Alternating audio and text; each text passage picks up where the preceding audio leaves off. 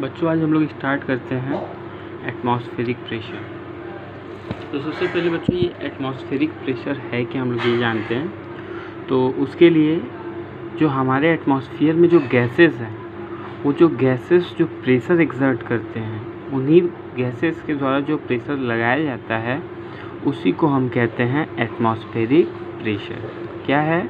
जो एटमॉस्फेयर में हमारे गैसेस हैं वो जो प्रेशर लगाते हैं उन्हीं को हम क्या कहते हैं? Atmospheric pressure. वैसे तो गैसेस जो होते हैं वो वेटलेस होते हैं, लेकिन हम ऑल ओवर वर्ल्ड यानी अर्थ पर के जो एटमॉस्फेयर में जितनी भी गैसेस हैं, अर्थ के एटमॉस्फेयर में जितनी भी गैसेस हैं उनकी बात करेंगे तो क्या होगा? वो तो वेटलेस नहीं होगा। वो क्या करेंगे? वो सभी मिलकर के जो प्रेशर लगाएंगे वही क्या होगा? एटमॉस्फेरिक प्रेशर के बराबर होगा। हम लोग इसका दूसरा डेफिनेशन समझते हैं। मैंने एक इमेजिनरी एयर कॉलम बनाया। एयर कॉलम कहने का सेंस है, आप सोच सकते हैं कि आप अर्थ पर किसी पार्टिकुलर एरिया पर खड़े हैं। जैसे मान लीजिए हमने ये एरिया लिया, ठीक है, जिसका वैल्यू कितना है? 1 मीटर स्क्वायर। हम इमेजिन करते हैं कि एक ऐसा एयर कॉलम इमेजिन करें जहाँ तक जो ऊपर जहाँ तक हमारा एटमॉस्फेयर है वहाँ तक फैला हो।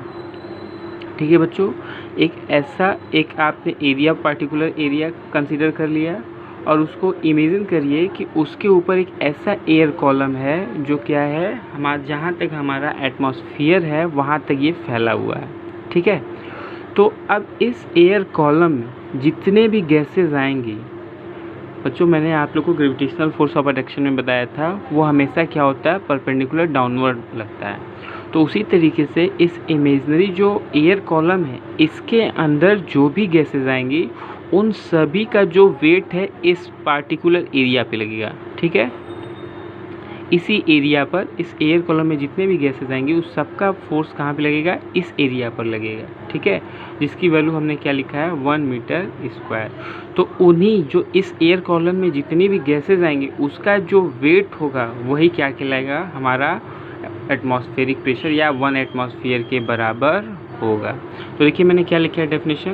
The weight of imaginary air column acting on unit area of the surface of earth is known as atmospheric pressure।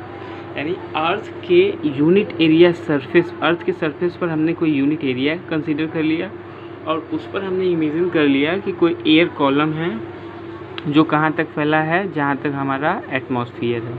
तो उस एयर कॉलम में जितने भी गैसेस होंगी उसका जो वेट होगा इस एरिया पर ही लगेगा और उसी को हम क्या कहेंगे? Atmospheric pressure. ठीक है बच्चों, अब आगे आते हैं हम लोग यूनिट ऑफ एटमॉस्फेयर। तो यूनिट ऑफ एटमॉस्फेरिक प्रेशर क्या होता है बच्चों? तो इसकी यूनिट जो होती है वो एटमॉस्फेयर होती है। एटमॉस्फेरिक प्रेशर की यूनिट क्या होती है? एटमॉस्फेयर के नाम से ही हम इसको जानते हैं। ठीक, लेकिन हम इसे इंडिकेट करते हैं एटीएम से। ठीक, जैसे न्यूटन को हम लोग एन से रिप्रेजेंट करते हैं, ठीक है, उसी तरीके से हम लोग एटमॉस्फेयर को हम एटीएम से रिप्रेजेंट करते हैं। ठीक है बच्चों, आगे बढ़ते हैं हम लोग अब बैरोमीटर। तो बैरोमीटर क्या है? बैरोमीटर एक डिवाइस है। ठीक है, किस लिए यूज किया जाता है? इसका हम लोग यूज करते हैं इस एटमॉस्फेरिक प्रेशर को मेज़र करने के लिए। अब एटमॉस्फेरिक प्रेशर है तो पता कैसे चलेगा कितना एटमॉस्फेरिक प्रेशर है? ठीक है ना, तो इसको मेज़र करने के लिए हम लोग एक डिवाइस यूज़ करते हैं। उस डिवाइस का क्या नाम है? बैरोमीटर। ठीक, तो बैरोमीटर क्या है? एक ऐसा डिवाइस है जिसका हम किस लिए यूज करते हैं? एटमॉस्फेरिक प्रेशर मेज़र करने के लिए। ठीक, it is a simple device. ये बहुत सिंपल सा डिवाइस है। ठीक है, जिसमें होता क्या है? एक हॉलो ट्यूब होता है। ठीक, हॉलो ट्यूब, और उस हॉलो ट्यूब में क्या होता है? मरकरी भरा होता है। ठीक है ना, उस हॉलो ट्यूब में एक मरकरी भरा हुआ होता है। ठीक है, और उस हॉलो ट्यूब से हम क्या करते हैं? एक मेजरिंग स्केल अटैच कर देते हैं। ठीक है, जैसे एक रफ डायग्राम बनाने की कोशिश करता हूँ मैं। ठीक है, जैसे मान लीजिए मैंने एक मीटर स्केल ले लिया, मेजरिंग स्केल, ठीक है।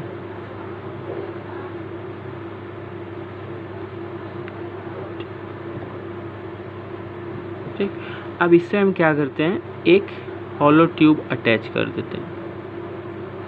ठीक, हॉलो ट्यूब हमने अटैच कर दिया, ठीक है ना। अब इसमें क्या है, मरकरी भरा होगा। ठीक, मरकरी भरा होगा, ठीक है। तो इसमें जो मरकरी भरा होगा, क्या होगा, मरकरी की हाइट, जो मरकरी होगी, ये जो मरकरी की जो हाइट है वो प्रेशर के हिसाब से वेरी करेगी। मरकरी की हाइट जो है प्रेशर के हिसाब से वेरी करेगी, और इसी मरकरी के हाइट से ही हम क्या करेंगे, एटमॉस्फेरिक प्रेशर को मेज़र करेंगे। कहने का मतलब है, जैसे हमने यहाँ लिखा हुआ है, जब इस कॉलम में, मतलब इस जो कॉलम में जो मरकरी कितना 760 mm हाइट तक होगा, जो मरकरी है Hg, यानी मरकरी जो है इस कॉलम में कहाँ तक होगा, 760 mm हाइट तक, तो उस समय प्रेशर क्या होगा, 1 atm के बराबर होगा। ध्यान से समझिए बच्चों, मैंने क्या बोला, कि जो बैरोमीटर है, इस बैरोमीटर में जो मरकरी की हाइट होगी वो कितनी होगी, 760 mm, यानी 760 मिलीमीटर।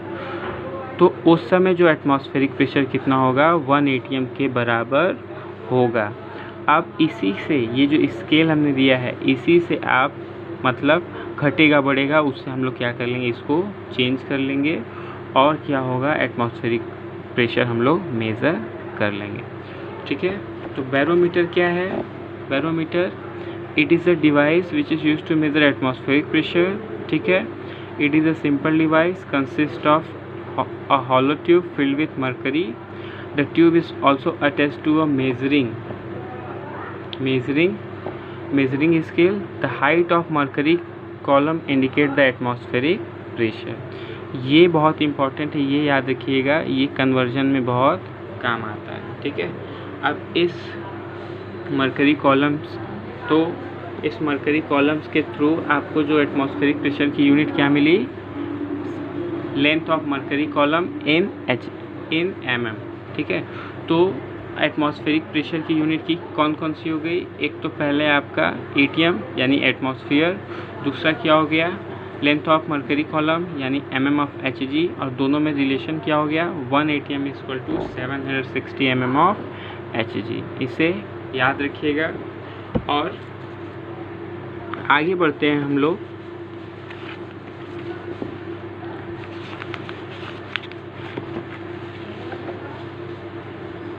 एक और डिवाइस होता है, ठीक है, जिसका नाम है मैनोमीटर। ठीक, एक और डिवाइस है जिसका नाम है मैनोमीटर। अब इस मैनोमीटर का क्या काम है, हम लोग ये देखते हैं। तो देखिए, मैनोमीटर जो है ये सिंपल सा करता क्या है, 2 पॉइंट्स के बीच में प्रेशर डिफरेंस को मेज़र करता है। तो मैनोमीटर का क्या यूज़ है, तो मैनोमीटर का यूज़ बच्चों आप बताओगे कि it is a device which is use to measure pressure difference between two bodies. ठीक है, 2 पॉइंट्स।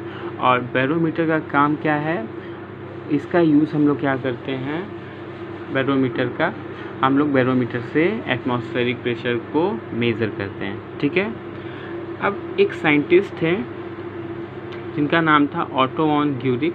ठीक, उन्होंने एक एक्सपेरिमेंट परफॉर्म किया, किस लिए, ताकि वो दिखा सके कि जो एटमॉस्फेरिक प्रेशर का जो मैग्नीट्यूड है वो बहुत ही ज़्यादा है। ठीक है, तो इन्होंने किया क्या वो हम लोग देखते हैं, इनका एक्सपेरिमेंट क्या था हम लोग देखते हैं। ठीक है, तो देखिए इसमें क्या इन्होंने किया, क्या उन्होंने 2 हेमीस्फेरिकल बाउल लिए। ठीक, 2 हेमीस्फेरिकल कॉपर बाउल लिए, और दोनों को एक दूसरे के अगेंस्ट इस तरीके से चिपका दिया। ठीक, और साथ में उन्होंने क्या किया,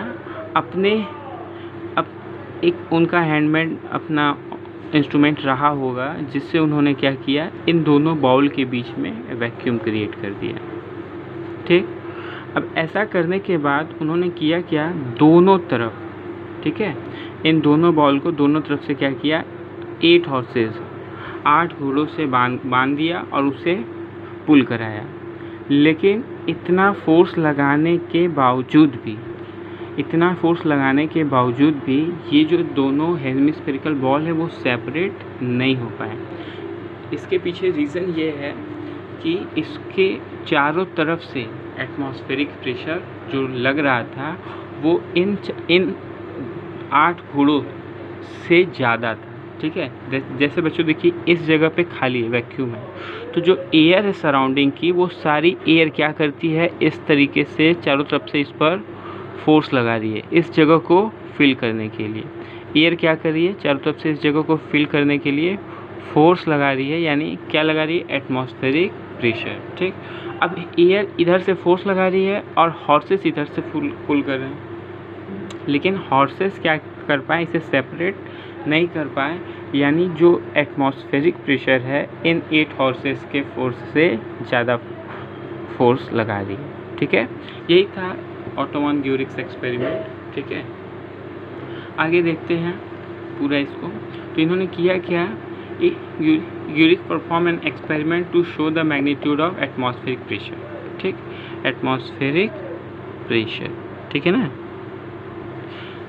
ठीक, he took two hollow hemispherical copper ball of diameter 21 centimeter.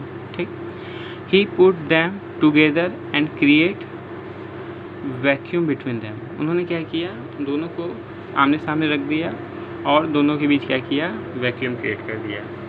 Then he tied 8 horses each side of the balls.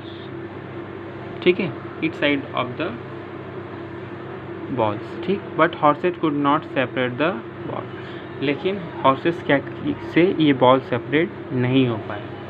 ठीक है, इस तरीके से इन्होंने प्रूव किया कि जो एटमॉस्फेरिक प्रेशर है वो क्या है, बहुत ज़्यादा है। ठीक है बच्चों, एटमॉस्फेरिक प्रेशर उम्मीद करते हैं आप लोग समझ में आ गया होगा सारे पॉइंट्स। ठीक है, क्या क्या पढ़े आज हम लोग ने, क्या क्या देखा हम लोग ने, एटमॉस्फेरिक प्रेशर, ठीक है, यूनिट ऑफ एटमॉस्फेरिक प्रेशर, ठीक, फिर बैरोमीटर,